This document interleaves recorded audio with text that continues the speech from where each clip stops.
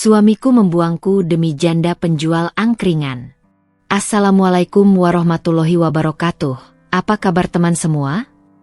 Semoga kalian dalam keadaan sehat, dimudahkan rezekinya, dan dilancarkan segala urusannya, serta penuh dalam kebahagiaan. Sebelum masuk ke cerita jangan lupa bantu like, komen, dan subscribe ya. Jam dinding di ruang tengah baru saja menunjukkan pukul 4.37 ketika Dina terbangun. Tanpa alarm, tanpa suara gaduh apapun, tubuhnya memang sudah terlatih untuk terjaga lebih dulu dari siapapun di rumah itu. Sejak menikah dengan Reno 6 tahun silam, Dina sudah terbiasa memulai hari lebih pagi. Menyetrika baju kerja suaminya, memanaskan air untuk teh manis, dan memasak sarapan sederhana selalu menjadi rutinitas pagi yang nyaris suci baginya. Rutinitas itu adalah bentuk cintanya yang nyata, tanpa banyak kata, tanpa janji-janji manis. Namun belakangan, rutinitas itu mulai terasa sepi, dingin, kosong. Bukan karena Dina kehilangan semangat, tapi karena Reno mulai absen dalam momen-momen kecil mereka. Reno dulu selalu bangun bersama Dina. Duduk di meja makan, sambil menyeruput teh hangat dan menceritakan rencana hariannya. Tapi sejak 2 bulan terakhir, Reno lebih sering bangun terlambat, kalau tidak tertidur begitu saja dengan pakaian kerja lengkap. Pulang selalu lewat tengah malam, kadang bahkan nyaris subuh. Saat Dina tanya, jawabannya selalu sama, lembur, target kantor, proyek mepet, dan klien rewel. Dina berusaha percaya. Ia tahu dunia kerja Reno penuh tekanan. Tapi ada hal lain yang tidak bisa ia abaikan. Pagi itu, saat ia melipat kemeja putih Reno yang tergantung di kursi, sesuatu membuat langkahnya terhenti. Ia mengangkat kemeja itu pelan, mendekatkannya ke hidung. Bukan sisa parfum mahal yang biasa dipakai Reno yang tercium. Bukan juga bau sabun atau deterjen. Tapi, aroma asap arang, bau sate, kuat, pekat, dan spesifik, seperti sate usus yang biasa dijual di angkringan pinggir jalan. Dina tertegun cukup lama, membiarkan aroma itu merayap ke ingatannya. Ia ingat terakhir kali mereka makan di angkringan adalah tahun lalu, saat malam minggu iseng dan penuh tawa. Reno bahkan sempat mengeluh, lain kali makan di tempat yang bersih aja, Din. Perutku nggak kuat makanan jalanan. Dan sejak itu, mereka tak pernah ke sana lagi. Lalu kenapa sekarang bau itu begitu lekat di bajunya? Dina menatap kemeja itu dengan hati yang mulai sesak. Bukan karena aroma itu menjijikkan. Justru sebaliknya, ada kehangatan di balik bau sate dan asap arang yang menguar. Tapi hangat itu terasa asing, karena bukan darinya. Bukan dari dapur rumah ini. Dan yang paling mengganggu, aroma itu tidak mungkin didapat dari gedung kantor tempat Reno bekerja. Tangannya gemetar pelan saat melipat kemeja itu. Ia duduk di pinggir ranjang, menatap Reno yang masih terlelap. Napas suaminya teratur. Tubuhnya tengkurap seperti biasa jika sedang benar-benar lelah. Dina memperhatikan detail wajahnya, kerutan halus di dahi, jenggot tipis yang tidak dicukur, dan lingkar mata yang tampak semakin gelap. Tapi bukan itu yang membuat Dina terdiam. Melainkan sesuatu yang lebih halus, jauh. Reno terasa jauh. Sejak kapan mereka berhenti berbincang sebelum tidur? Sejak kapan Reno tidak lagi mencium keningnya sebelum berangkat kerja? Dan sejak kapan ia mulai merasa seperti tamu di rumah sendiri? Dina bangkit dan menuju dapur. Memasak nasi goreng seperti biasa. Ia menambahkan potongan wortel dan telur dadar yang diiris tipis. Wangi bawang putih dan kecap manis menguar di udara. Tapi hatinya masih tertinggal di kemeja putih tadi. Ia mencoba mengusir pikiran-pikiran buruk. Mungkin Reno memang makan di angkringan. Mungkin memang ada rekan kerjanya yang suka jajan di luar. Tapi kenapa tidak pernah cerita? Ia menyiapkan teh manis panas dan menyusunnya di meja makan. Saat jam menunjukkan pukul 7 kurang 10, Reno baru bangun. Langkahnya lesu. Wajahnya belum sepenuhnya terjaga. "Pagi, Ren," sapa Dina sambil tersenyum. "Sarapan dulu, yuk." Reno mengangguk, tapi tidak menjawab. Ia duduk di kursi sambil mengucek mata. "Maaf, Din. Aku nggak bisa lama. Klien pagi ini agak ribet. Aku harus cepat sampai kantor." Dina menatapnya pelan. "Nggak sempat makan sedikit pun." "Aku udah sarapan tadi," jawab Reno cepat. "Di luar. Sama anak-anak kantor." "Di mana?" tanya Dina dengan suara yang lebih lembut daripada nada hatinya. Reno meneguk air putih, lalu berkata, "Warung deket proyek, yang biasa jual ayam geprek." "Ayam geprek." Kata itu meluncur tanpa beban, tapi menusuk telinga Dina. Bau sate usus tak akan datang dari ayam geprek. Dina diam. Ia menahan diri. Bukan waktunya. Setelah Reno pergi, Dina berdiri lama di ambang pintu. Ia menatap motor Reno yang menghilang di tikungan jalan. Hati kecilnya terus berbisik, menghubungkan potongan-potongan kecil yang selama ini ia abaikan. Bau sate usus. Pulang larut. Senyum yang makin jarang. Mata yang menghindar saat ditanya. Telepon yang lebih sering dibawa ke kamar mandi. Dan sekarang, kebohongan kecil tentang ayam geprek. Dina duduk di ruang tamu dengan secangkir teh yang sudah tak hangat. Ia tahu dirinya bukan perempuan pencemburu. Ia tak mudah curiga. Tapi ada sesuatu yang berubah. Bukan pada Reno semata, tapi pada kepercayaan yang selama ini ia jaga.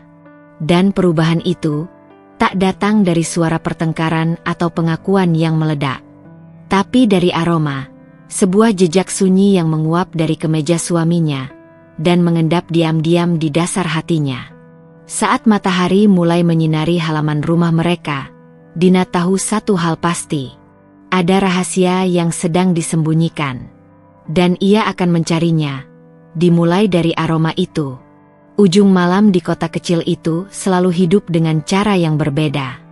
Ketika kantor-kantor memadamkan lampunya, dan jalanan besar mulai lengang, gang-gang sempit justru menyala oleh gemerlap lampu minyak dan asap arang dari warung-warung tenda.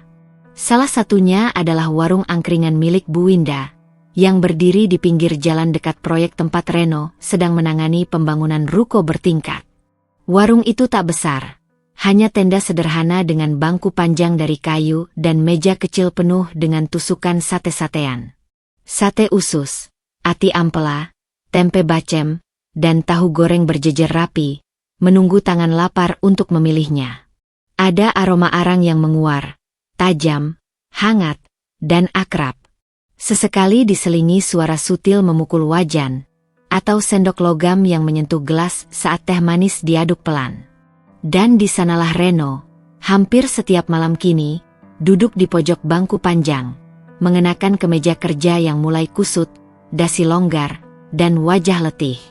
Tapi matanya berbeda.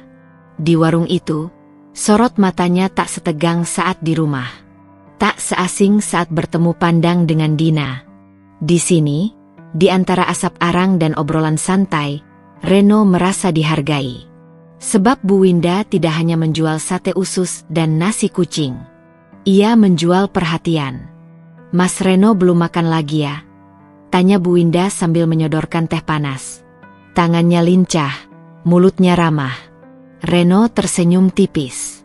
"Iya, Bu. Kantor lagi ribet. Kadang sampai lupa makan siang. Makanya saya sering bilang, jangan terlalu sibuk sampai lupa isi perut. Perut kenyang, hati tenang," katanya, disusul tawa kecilnya yang khas. Bukan suara tawa yang keras, tapi cukup untuk membuat dada Reno hangat. Bu Winda berusia sekitar 35, tapi sikapnya jauh lebih muda. Rambutnya dikuncir sederhana, kulitnya coklat bersih, dan matanya jernih. Ia membesarkan seorang anak lelaki kelas 2 SD seorang diri setelah ditinggal mati suaminya 5 tahun lalu. Reno tahu itu dari cerita-cerita singkat yang diselipkan Bu Winda di sela-sela obrolan ringan. Dan entah sejak kapan, cerita itu menjadi semacam benang yang mengikat mereka dalam percakapan yang lebih dalam. "Mau sate usus, ati, atau bakwan malam ini?" tanya Winda lagi. "Yang biasa, Bu." "Tambah nasinya 2 bungkus," sahut Reno. "Masih lapar?" "Bukan. Tapi saya nggak makan siang tadi. Lupa, beneran." Winda terkekeh sambil menyiapkan piring. "Kok saya curiga, jangan-jangan lupa makan karena nggak ada yang ingetin." Reno terdiam sesaat. Candaan itu ringan, tapi menohok. Sebab memang benar, sudah lama tidak ada yang menanyakan apakah ia sudah makan atau belum. Dina dulu melakukannya. Tapi sekarang, rasanya rumah hanya dipenuhi diam. Sarapan tetap ada, teh manis tetap tersedia, tapi percakapan sudah seperti barang mewah. Dan disinilah Winda membuatnya merasa penting, didengarkan, ditanya kabar, bahkan ditertawakan. "Bu Winda." "Anaknya sehat?" "Alhamdulillah. Tadi pagi masih minta dibikinin telur dadar 2. Katanya mau jadi tukang bangunan biar bisa kuat kayak bapaknya." "Hahaha. Anak-anak tuh ya." Reno ikut tertawa. Rasanya sudah lama tidak tertawa selepas itu. Ia menatap Winda dalam diam. Ada rasa nyaman yang sulit dijelaskan. Bukan karena kecantikannya, tapi karena perhatian kecil yang tak ia sadari telah lama hilang dari hidupnya. Reno mulai bercerita, tanpa sadar, tentang proyek yang ribet, bos yang menekan, rekan kerja yang suka lempar tanggung jawab. Bahkan, sedikit tentang rumah, tentang Dina yang terlalu diam, terlalu tenang, dan entah kenapa, tidak lagi mendengar. Padahal Reno butuh didengar. Winda tak menghakimi. Ia hanya mengangguk, sesekali menimpali dengan suara, atau, "Pantes aja kamu kelihatan capek terus." Kalimat-kalimat sederhana, tapi menenangkan. Seolah-olah, masalah hidup Reno yang selama ini menggunung, pelan-pelan mengecil di depan secangkir teh hangat dan 2 tusuk sate usus. Malam semakin larut, tapi Reno belum ingin pulang. "Mas Reno, udah malam loh, nanti istri marah." Reno tersenyum hambar. Dia tidur duluan biasanya. Lagi juga, dia nggak nanya-nanya lagi sekarang. Winda hanya diam, tapi matanya menatap Reno dalam-dalam. Ada pemahaman di sana, dan mungkin simpati. Reno tahu ia seharusnya tidak terlalu sering ke sini. Ia tahu ia telah menginjak batas yang tak kasat mata. Tapi warung itu, dan Winda, memberikan rasa yang tidak ia dapatkan di tempat lain. Bukan cinta, tapi ketenangan. Dan bagi Reno, malam-malam yang melelahkan menjadi terasa lebih ringan dengan senyuman Winda yang menyambutnya. Aroma sate usus, suara ceret mendidih, dan lampu temaram warung angkringan itu perlahan-lahan menempati ruang yang kosong dalam hatinya. Bukan menggantikan Dina, tapi mengisi celah yang Dina tak sadari telah kosong terlalu lama. Malam itu, saat Reno pulang dan membuka pintu rumah pelan-pelan, Dina sudah tertidur. Di meja, masih ada nasi goreng yang tak disentuh. Tehnya dingin, dan kemeja bersih sudah tergantung rapi di dalam lemari. Reno menatap itu semua, dan untuk pertama kalinya, ia merasa bersalah. Tapi rasa bersalah itu kalah cepat dari rasa nyaman yang baru ia temukan. Di warung angkringan kecil, milik janda sederhana bernama Winda. Hujan turun pelan malam itu, menetes rapi di jendela rumah yang tak lagi seramah dulu. Dapur masih bersih. Makan malam sudah dingin.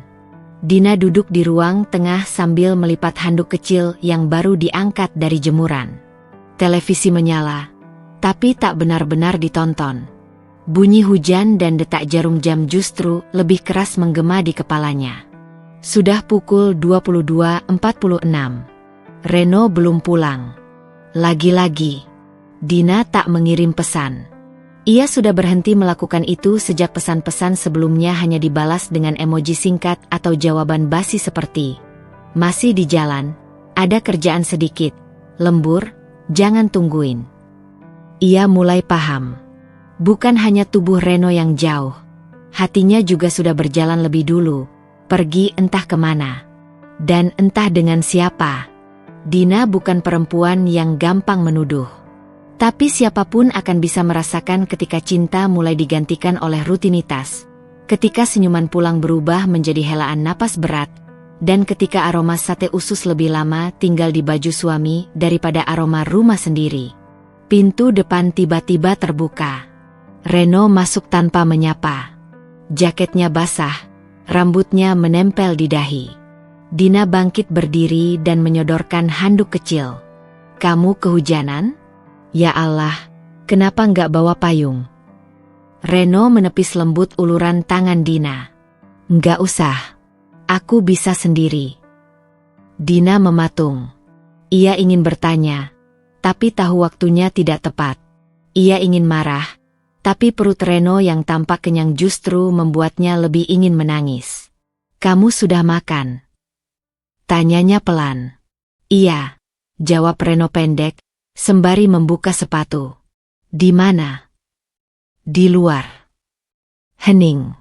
Suasana yang sudah hening makin menyesakkan. Dina menarik napas dalam, berusaha menenangkan dirinya. Tapi malam ini, ia merasa seperti gelas yang sudah penuh dan tinggal menunggu tumpah. "Kamu kenapa, Ren?" Reno mendongak, menatap Dina sejenak. Wajahnya lelah. Tapi bukan lelah karena kerja, melainkan lelah karena berpura-pura. "Capek, Din," ucapnya akhirnya. "Aku capek." "Capek kerja? Capek di jalan? Capek sama aku?" "Aku nggak bahagia, Din." Kalimat itu jatuh seperti batu ke dalam danau yang tenang. Dina membeku. Reno menatap lantai, tak berani menatap mata perempuan yang sudah menemaninya 8 tahun. "Kamu udah nggak menarik lagi." Dina mundur satu langkah.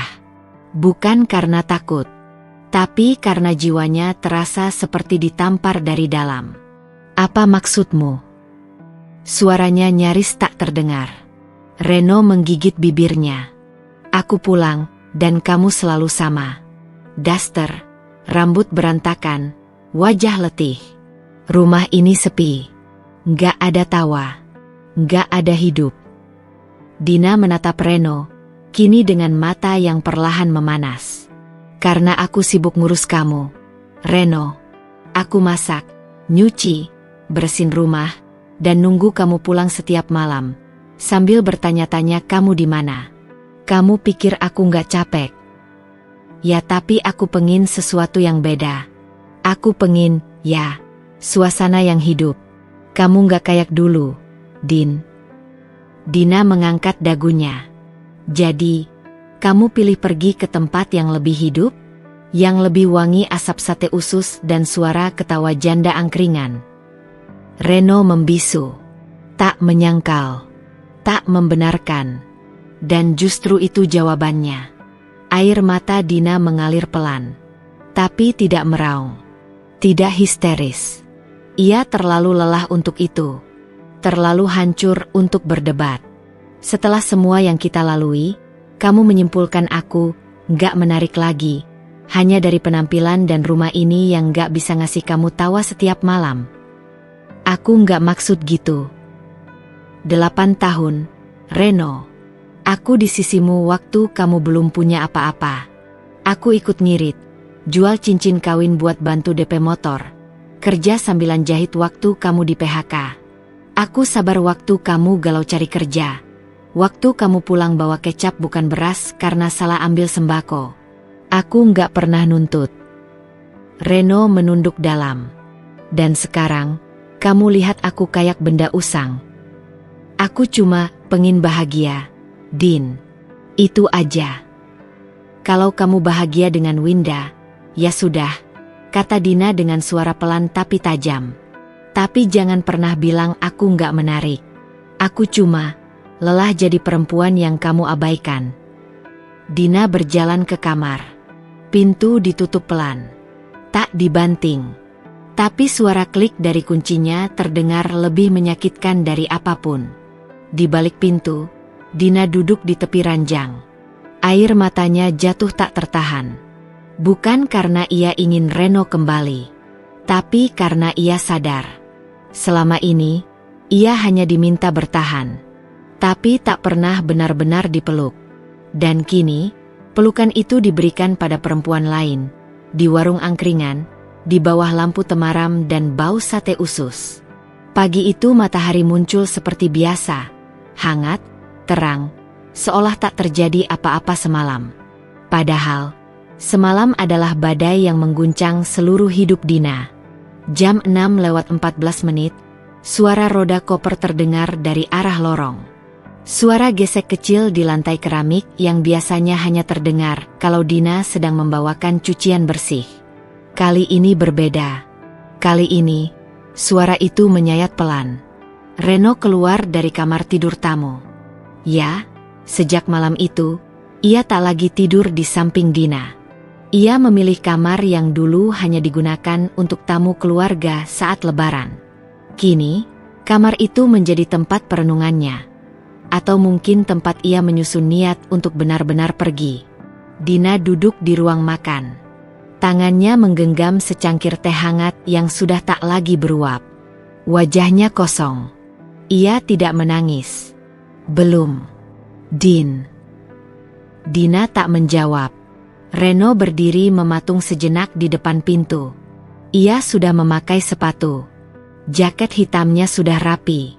Di pundaknya tergantung tas selempang kecil berisi laptop dan beberapa berkas. Koper biru kecil di tangannya adalah saksi bahwa kepergian ini bukan sekadar pelarian semalam. Tapi kepergian yang telah dipikirkan, direncanakan, mungkin bahkan disiapkan dengan restu dari tempat ia merasa lebih hidup. Aku pergi dulu. Masih tak ada jawaban. Dina hanya menoleh perlahan, menatap Reno dengan tatapan yang tidak lagi marah, tapi kosong. Kalau kamu butuh apa-apa, hubungi aku. Dina akhirnya bicara, pelan namun tegas. Nggak perlu. Aku nggak biasa minta apa-apa dari orang yang meninggalkan aku. Reno menelan ludah. Hening kembali. Lalu ia membuka pintu. Cahaya matahari pagi masuk, terang dan menyilaukan. Tapi anehnya, tidak ada yang terasa hangat. Suara koper kembali terdengar, menjauh. Sampai akhirnya menghilang bersama suara langkah kaki Reno. Dina masih duduk. Cangkir tehnya masih utuh. Napasnya pelan. Tapi tubuhnya terasa seperti hampa. Seperti rumah itu, sunyi, kosong, dan dingin. Tak ada perpisahan manis. Tak ada pelukan terakhir. Tak ada kata maaf yang tulus, atau ucapan terima kasih atas 8 tahun yang mereka habiskan bersama. Yang tersisa hanya lubang. Bukan di hati saja, tapi di seluruh pori-pori hidup yang dulu mereka bangun bersama.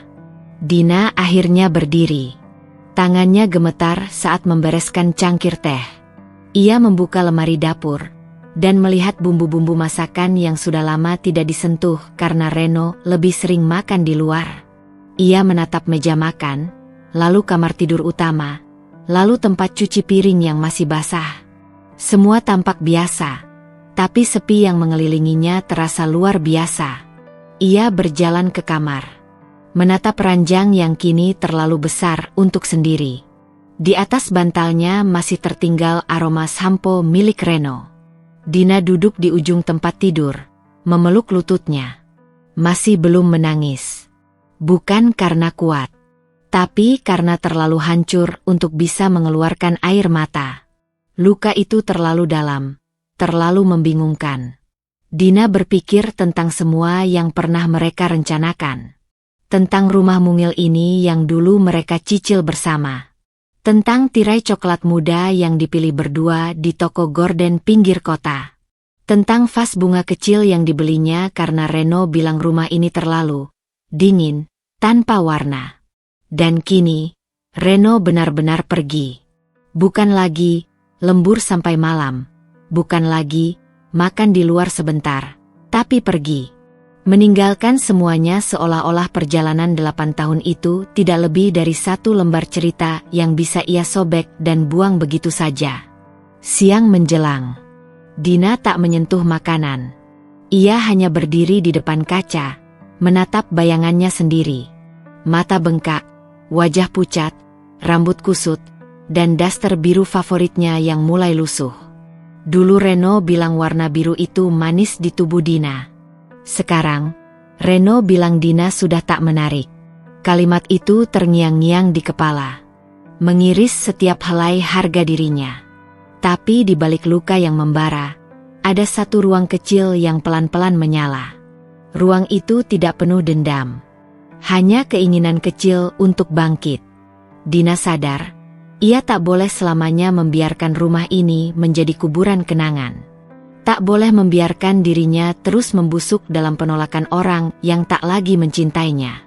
Perlahan, ia membuka lemari pakaian. Menarik keluar satu koper besar yang selama ini hanya dipakai saat mudik lebaran. Ia menatap koper itu, lalu tersenyum kecil. Aku juga bisa pergi. Tapi bukan untuk lari. Tapi untuk mulai dari awal. Hari-hari berjalan pelan. Seolah waktu sengaja memperlambat langkahnya untuk memperpanjang rasa sakit. Rumah itu, yang dulunya tempat pulang paling nyaman, kini terasa seperti penjara. Setiap sudut menyimpan kenangan, dan setiap benda menjadi saksi dari hancurnya sesuatu yang dulu disebut cinta. Dina bangun setiap pagi dengan tubuh yang lemas dan mata bengkak. Tak ada alarm, tak ada semangat. Ia hanya membuka mata karena cahaya matahari menampar wajahnya, bukan karena ingin hidup lebih lama. Setelah membuka mata, ia akan tetap terbaring lama, menatap langit-langit dengan napas berat dan pikiran kosong. Sudah 5 hari sejak Reno pergi. Lemari pakaian suaminya masih terbuka separuh, menyisakan gantungan kosong yang bergoyang setiap kali angin dari jendela lewat. Dina tak pernah menutup lemari itu. Seolah masih berharap aroma Reno yang tersisa bisa menjelaskan semua ini. Tapi yang tertinggal hanya kekosongan yang menyayat. Ia berhenti memasak. Kompor tak lagi menyala. Meja makan kosong, kecuali sisa kotak nasi bungkus yang dibelinya tanpa selera. Ia tidak lapar. Ia hanya makan agar tidak pingsan. Bahkan nasi pun lebih sering basi di meja daripada disentuh. Cermin di kamar mandi tak lagi menampilkan perempuan yang dikenalnya. Wajah Dina tirus, kulitnya kusam, dan rambutnya acak-acakan karena jarang disisir. Ia tak peduli.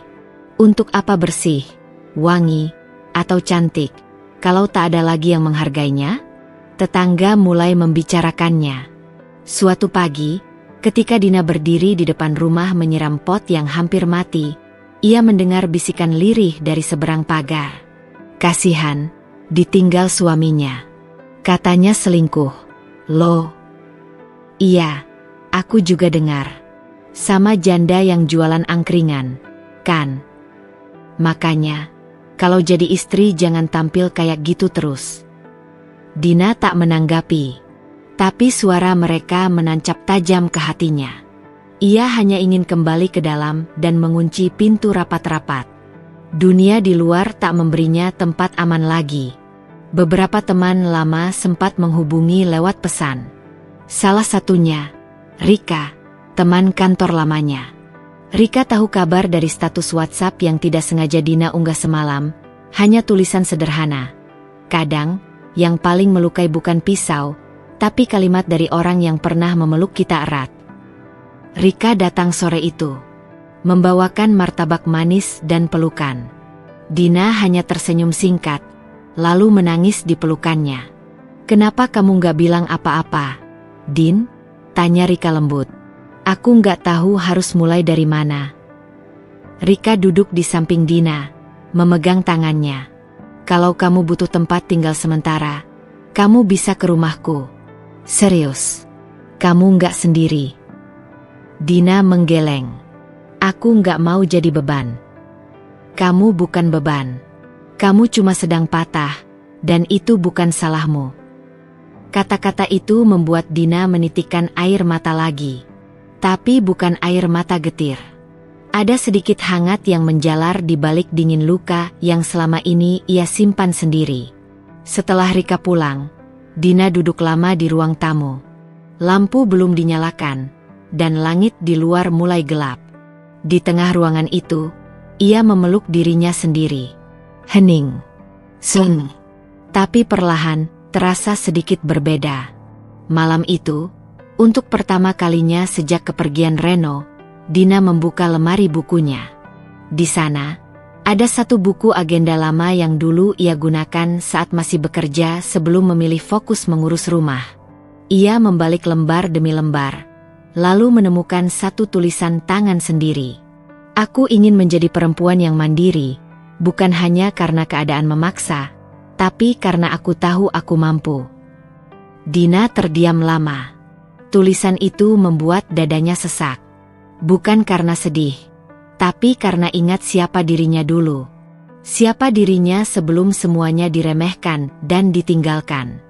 Luka itu masih ada, menganga. Tapi malam itu, Dina menyadari satu hal. Ia tidak ingin selamanya hidup di dalam luka yang tak terlihat. Dapur itu dulunya penuh cerita. Tempat Dina menghabiskan sebagian besar harinya, mengolah bahan, mencicipi bumbu, dan menyiapkan cinta lewat sepiring makanan hangat. Reno selalu bilang, masakan Dina punya rasa yang gak bisa ditemui di restoran manapun. Kata-kata itu dulu membuat Dina percaya bahwa cintanya bisa dirasakan lewat sendok dan garpu. Namun malam ini, dapur itu sunyi. Bahkan bunyi tetes air dari keran bocor terdengar begitu jelas. Lampu kuning temaram menggantung di atas meja makan, menyinari perabot yang sudah lama tak disentuh. Wajan tergantung diam di gantungan besi, dan rak bumbu dipenuhi botol-botol kecil yang isinya mulai menggumpal. Dina berdiri di depan kompor dengan tangan yang sedikit gemetar.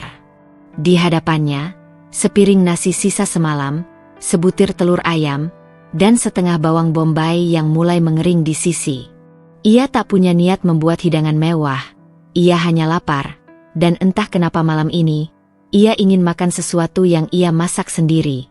Ia nyalakan kompor. Api kecil. Lalu tuangkan sedikit minyak goreng ke dalam wajan yang dulu jadi saksi kehangatan keluarga kecil mereka.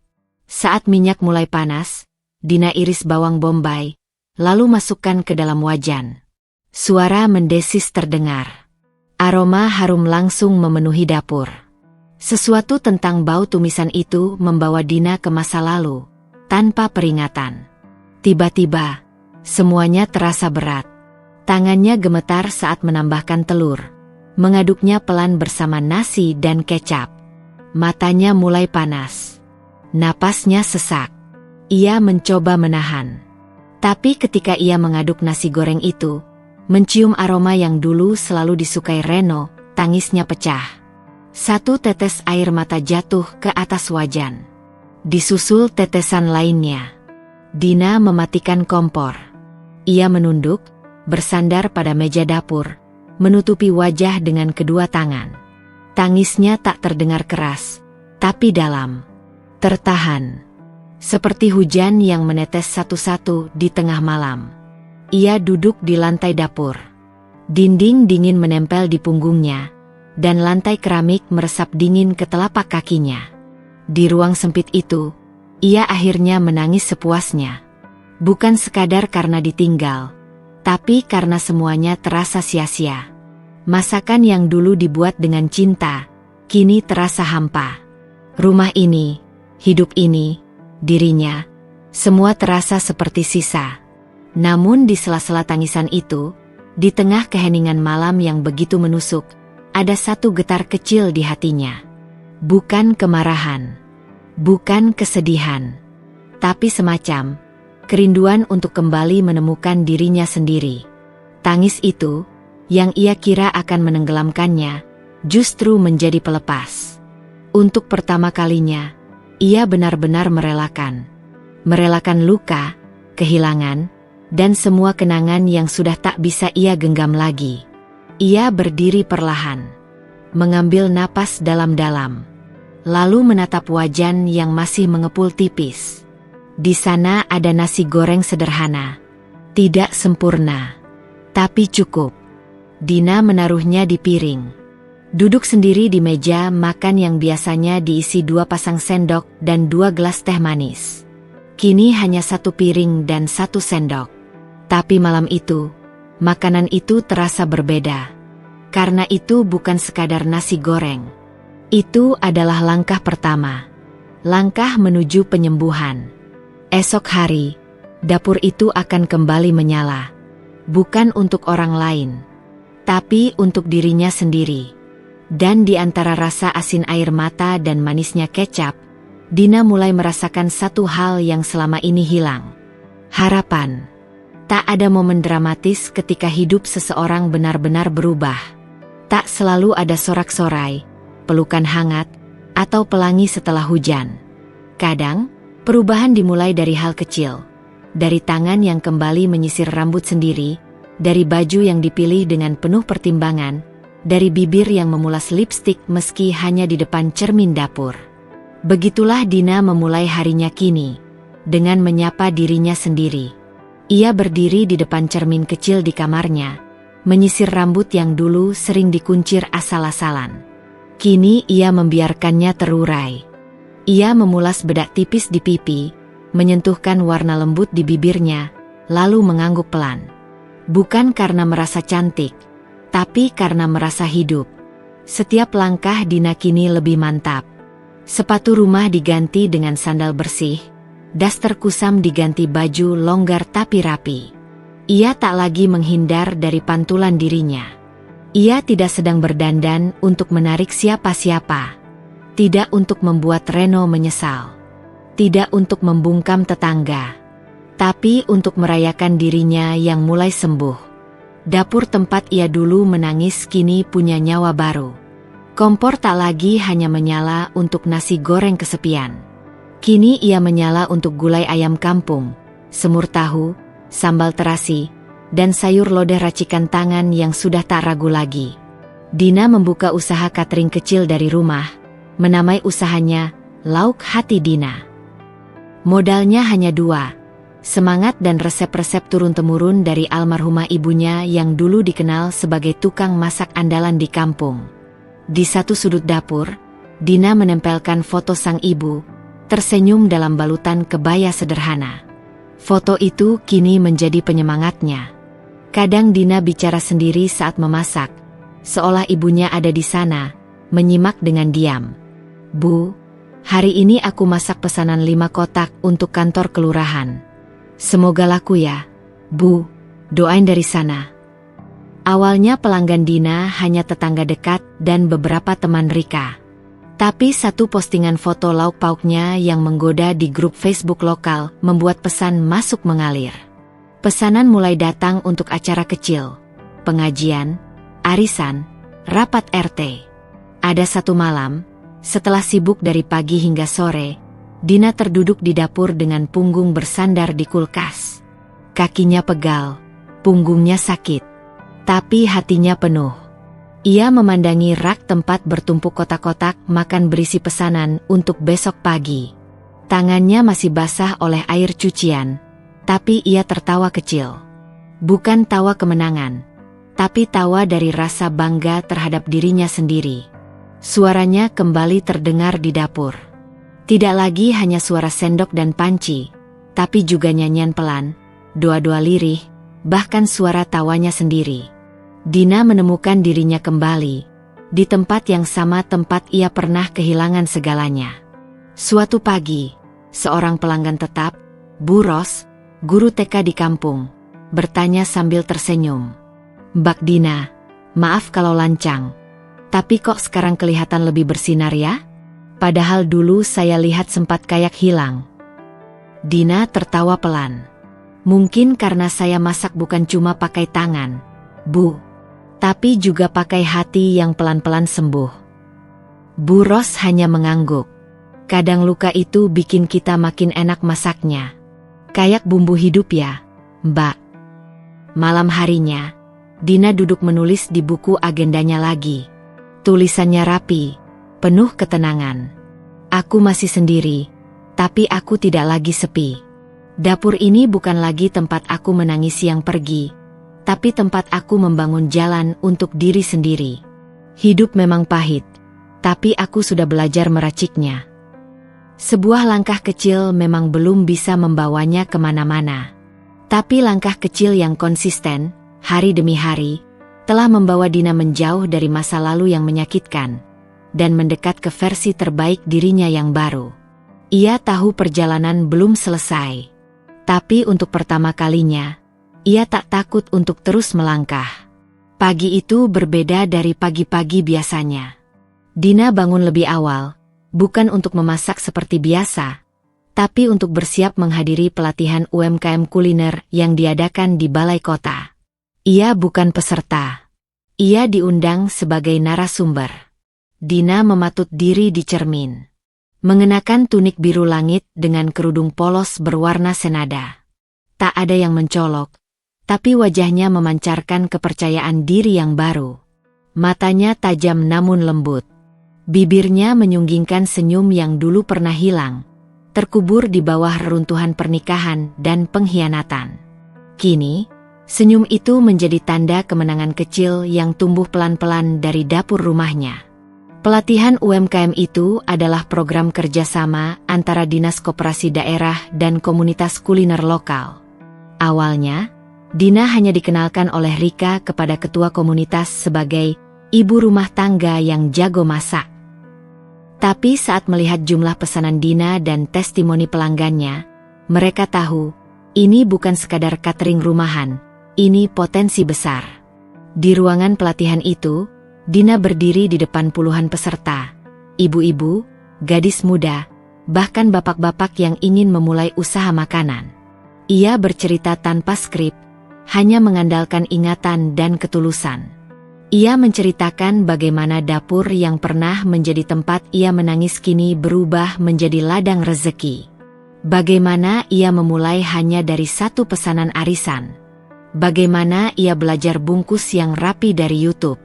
Bagaimana rasa minder dan malu bisa dikalahkan oleh rasa lapar untuk hidup. Semua orang bisa masak, katanya sambil menatap para peserta. Tapi memasak untuk usaha, itu butuh dua bahan utama, keberanian dan ketekunan. Tanpa itu, resep seenak apapun gak akan jadi apa-apa. Tepuk tangan mengisi ruangan. Beberapa peserta bahkan mendatangi Dina usai sesi, meminta nomor WhatsApp, ingin belajar langsung darinya. Salah satunya, seorang wanita berparas modis yang membuat Dina sempat terdiam, Ratih. Dulu, Ratih adalah teman sekelas Dina di SMA, yang paling populer, yang pacarnya selalu ganteng, dan yang sering menyindir Dina karena sering bawa bekal dari rumah.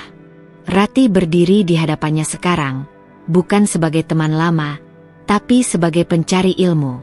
Din, aku nggak nyangka ya, sekarang kamu segini hebatnya. Aku bahkan mau belajar bisnis dari kamu. Boleh? Ucapnya sambil tertawa canggung. Dina tersenyum, menatap Ratih dengan mata yang tenang. Boleh banget, Tih. Semua orang kan bisa belajar dari siapa saja. Bahkan aku masih belajar setiap hari. Dalam perjalanan pulang, Dina menerima telepon dari seseorang tak terduga, reporter dari media lokal. Mereka ingin meliput kisahnya sebagai ibu rumah tangga yang berhasil membangun usaha kuliner dari nol. Ada yang rekomendasiin ibu, Bu Dina. Katanya inspiratif sekali. Dina tertawa kecil. Saya cuma masak dari dapur, Mas. Gak ada yang istimewa. Tapi justru itu yang istimewa. Chef tanpa sekolah yang kini jadi mentor UMKM. Banyak yang perlu dengar kisah ibu. Beberapa hari kemudian, wajah Dina muncul di halaman depan majalah kuliner lokal dengan judul Dari Dapur ke Dunia, Kisah Dina, Chef Tanpa Sekolah. Artikel itu menceritakan bagaimana ia bangkit dari keterpurukan, membuka usaha dari nol, dan kini menjadi inspirasi bagi banyak ibu rumah tangga di kotanya. Artikel itu viral di grup ibu-ibu dan komunitas perempuan. Dina mulai menerima undangan dari komunitas lain. Bahkan ada yang ingin menjadikannya brand ambasador bumbu instan lokal.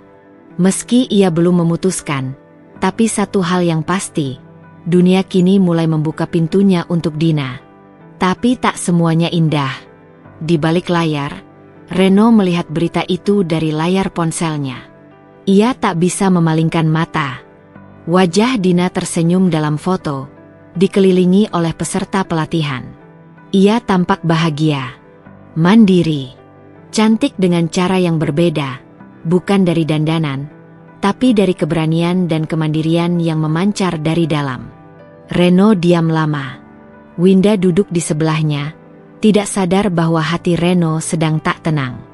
Karena diam-diam, Reno mulai merasa kehilangan sosok yang dulu ia remehkan, dan kini bersinar justru setelah ia tinggalkan. Malam mulai turun di sudut kota yang sepi, lampu jalan menyala redup, dan suara kendaraan terdengar sayup-sayup.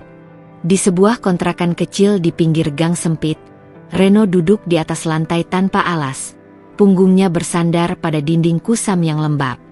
Telepon genggam di tangannya menampilkan wajah seorang wanita yang dulu pernah ia remehkan, namun kini tampil di layar seperti tokoh yang asing.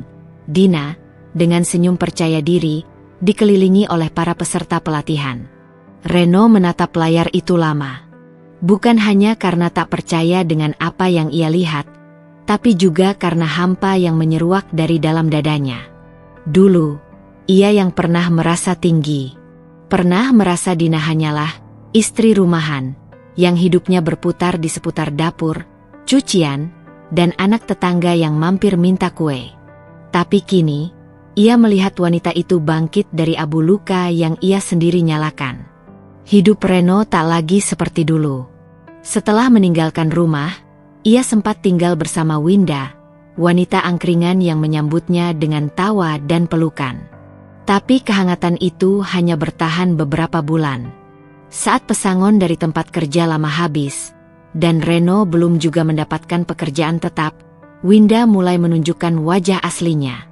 "Aku bukan tempat penampungan, Ren," kata Winda suatu malam sambil merapikan apronnya di dapur angkringan.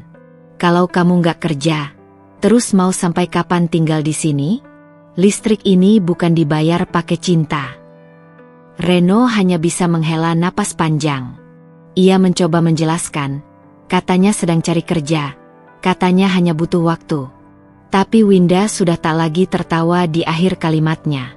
Ia tak lagi memuji seperti dulu, tak lagi memintanya bercerita panjang. Bahkan sepiring sate usus yang dulu selalu dibuatkan untuk Reno kini tak lagi disediakan. Akhirnya, Reno memutuskan pergi dari rumah Winda. Ia tinggal berpindah-pindah, menumpang pada beberapa teman lama yang mulai bosan dengan keluhannya, atau tidur di bangku terminal kecil tempat ia merenung lebih lama dari tidur. Ia mencoba bekerja serabutan, jadi ojek online dengan motor pinjaman, bantu jaga toko kelontong milik saudara jauh, bahkan pernah jadi tenaga promosi di pinggir jalan dengan kostum badut bebek. Tapi semua itu tak cukup untuk mengisi kekosongan batin yang mulai menyiksanya lebih dalam dari sekadar lapar atau lelah.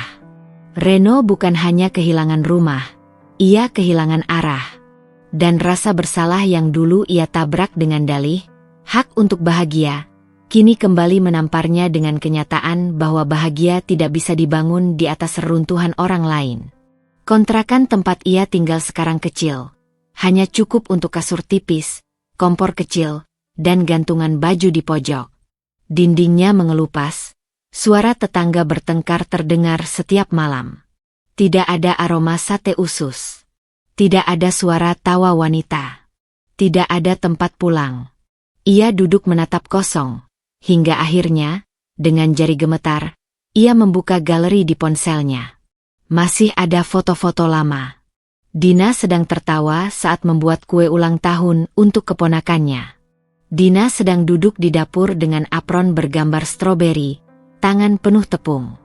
Dina yang ia tinggalkan demi hangat sesaat yang ternyata palsu. Seketika itu, air mata Reno jatuh. Ia bukan lagi pria yang ditinggal istri, bukan juga suami yang mencari kebebasan. Ia kini hanya seorang lelaki yang dihantui masa lalu dan gagal menghadapi masa depan. Ia akhirnya menyadari, bukan Dina yang tak menarik lagi, tapi dirinya sendiri yang telah kehilangan makna. Dalam kebingungan yang mencekik, Reno membuka salah satu artikel tentang Dina di situs lokal. Di sana tertulis, Bu Dina, pemilik catering Lauk Hati Dina, kini menjadi inspirasi banyak perempuan untuk bangkit dan mandiri. Ia membuktikan bahwa dari dapur kecil pun, seseorang bisa menciptakan dunia baru. Reno menutup matanya. Sakit rasanya melihat nama wanita yang dulu ia ragukan, kini menjadi simbol harapan. Tapi lebih sakit lagi menyadari bahwa ia sendirilah yang menyalakan api dan menari di atas luka yang kini membakarnya perlahan. Dan di detik itu, di antara bau ket tembok tua dan bunyi tetes air dari keran bocor, Reno akhirnya sadar. Hidup telah menjatuhkannya ke dalam lubang yang ia gali dengan tangannya sendiri. Gedung convention hall itu ramai sejak pagi. Baliho besar bertuliskan, Festival Kuliner Nusantara dan UMKM Perempuan Inspiratif, terpampang di depan pintu masuk, dengan foto Dina tersenyum anggun di sudutnya. Ia dijadwalkan sebagai pembicara utama untuk sesi bertema, dari dapur sempit ke peluang luas, kisah perempuan bangkit dari nol. Sementara ratusan orang antre masuk, seorang pria berdiri di seberang jalan, tak segera melangkah. Jaket lusuh menutupi tubuhnya dari angin pagi. Topi hitam ia tarik rendah untuk menyembunyikan wajah yang kini jauh dari percaya diri. Itu Reno. Di tangannya tergenggam brosur acara yang ia temukan di warung kopi tempatnya biasa menumpang wifi. Ia tidak tahu kenapa kakinya membawanya ke tempat ini. Tapi saat membaca nama Dina di brosur itu beberapa hari lalu, ada desir asing yang mengganggu malam-malam tidurnya. Ada semacam kerinduan, penyesalan, dan keinginan untuk, entah, menebus, menatap wajah itu sekali lagi. Akhirnya, Reno masuk. Ia berdiri di bagian belakang aula besar, tersembunyi di antara orang-orang yang sibuk mengabadikan momen dengan ponsel.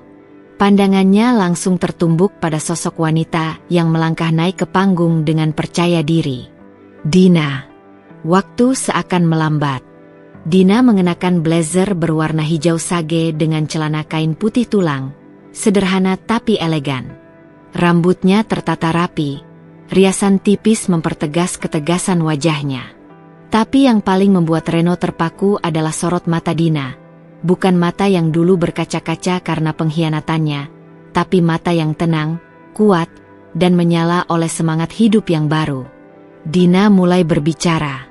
Ada masa ketika saya tak percaya bisa keluar dari dapur saya sendiri, apalagi bicara di panggung sebesar ini, katanya, disambut tawa hangat dan tepuk tangan. Reno mendengar setiap kalimat seperti peluru pelan yang menembus dadanya.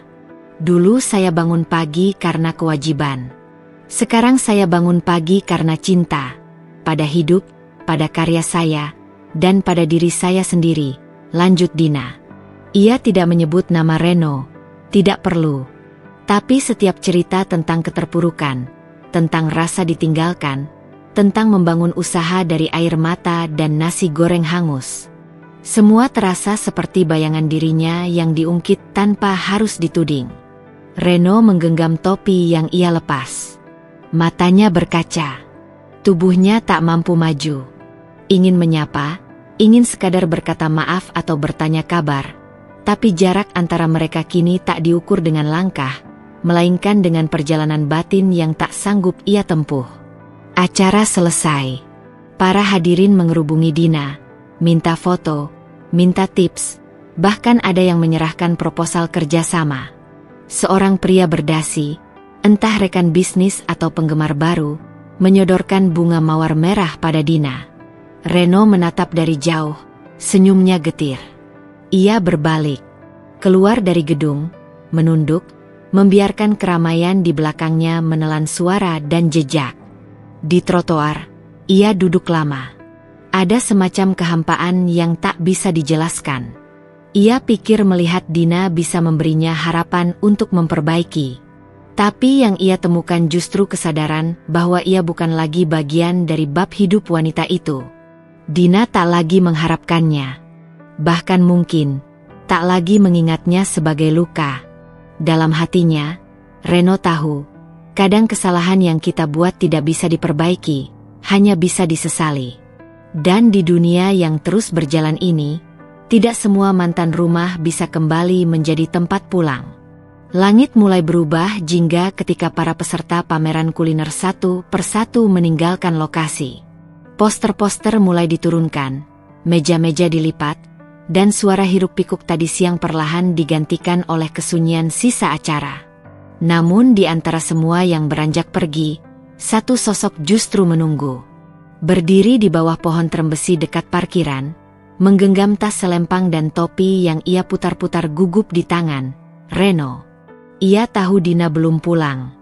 Ia melihat dari kejauhan saat wanita itu mengobrol sebentar dengan panitia, lalu berjalan ke arah mobil. Tapi langkah Reno tidak segera menyusul. Jantungnya berdebar tidak karuan. Tangan yang dulu menggenggam tangan Dina dengan penuh kuasa, kini bahkan gemetar untuk sekadar melambaikan sapa. Akhirnya, saat Dina hampir membuka pintu mobilnya, Reno melangkah maju.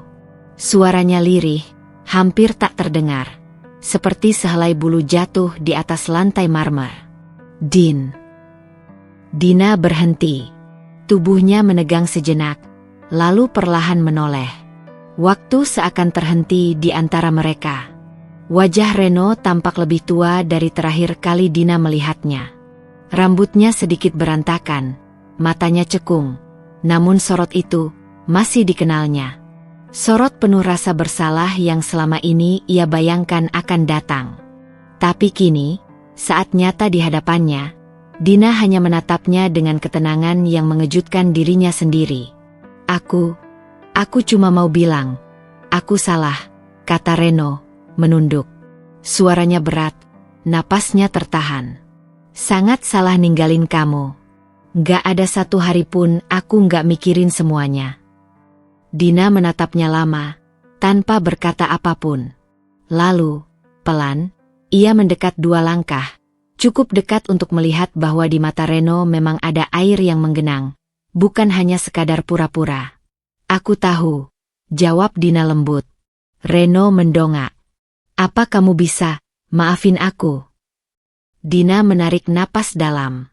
Senyumnya muncul, namun bukan senyum yang Reno rindukan. Bukan senyum yang dulu membuatnya merasa dicintai. Senyum ini adalah milik wanita yang sudah sembuh. Aku sudah memaafkan kamu, Ren, jawab Dina. Suaranya datar tapi tulus. Tapi maafku bukan untuk mengulang lagi. Reno menatapnya, terdiam. Dunia di sekeliling mereka seperti mendadak sunyi. Burung-burung sore yang kembali ke sarang pun seolah ikut menahan kicau. Aku bukan Dina yang dulu, lanjutnya. Dina yang kamu tinggalin itu, dia sudah mati waktu kamu pergi. Yang berdiri di sini sekarang, adalah aku yang bangkit karena luka itu. Maaf, tapi kamu datang terlalu lambat. Wajah Reno runtuh seperti dinding rapuh yang diguyur hujan deras. Ia ingin berkata bahwa ia ingin memperbaiki semuanya. Bahwa ia siap berubah. Tapi ia tahu, apapun yang ia katakan sekarang tak akan mengubah kenyataan bahwa waktu telah berpihak pada orang yang berjuang, bukan yang lari. Dina membuka pintu mobil. Aku doakan kamu juga bisa bangkit, Ren. Tapi jalanku bukan lagi jalanmu. Reno hanya bisa mengangguk, dengan suara tercekat dan dada yang terasa kosong. Dina masuk ke mobil, menyalakan mesin, dan perlahan pergi, tanpa menoleh ke belakang. Dan di trotoar tempat mereka berdiri tadi, hanya ada Reno yang terduduk lemas. Kali ini bukan karena ditinggalkan, tapi karena kehilangan kesempatan yang ia buang sendiri. Ia melihat ke langit yang mulai gelap, lalu tersenyum pahit. Mungkin benar kata orang, bahwa beberapa kesalahan memang bisa dimaafkan, tapi tidak semua bisa kembali. Matahari sore menyusup lembut di sela dedaunan. Dina duduk di teras rumahnya yang kini tak lagi sunyi. Angin berhembus perlahan membawa aroma masakan dari dapur belakang, di mana para karyawan barunya sedang mencoba resep baru untuk pesanan catering besok pagi. Gelas teh hangat di tangannya mengepul pelan. Di sekelilingnya, bunga-bunga hasil tanamannya sendiri mulai mekar satu persatu, seperti cermin dari dirinya yang perlahan tumbuh kembali.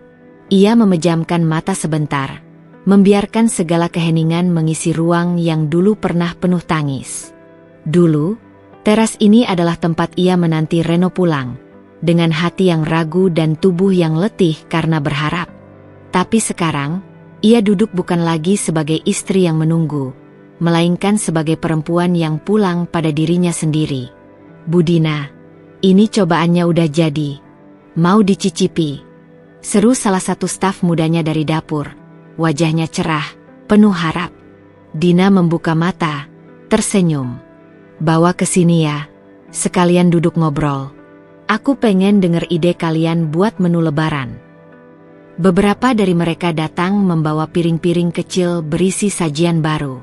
Di wajah mereka, ada semangat yang sama seperti yang dulu pernah ia pikir telah mati dalam dirinya. Semangat untuk bangkit, untuk mencipta, untuk memberi arti. Malam pun turun perlahan. Dina menyalakan lampu teras, lalu membuka buku catatannya. Di halaman paling akhir, ia menulis, "Luka tidak perlu dilupakan. Ia hanya perlu dimengerti. Karena dari sanalah, aku menemukan siapa diriku yang sebenarnya."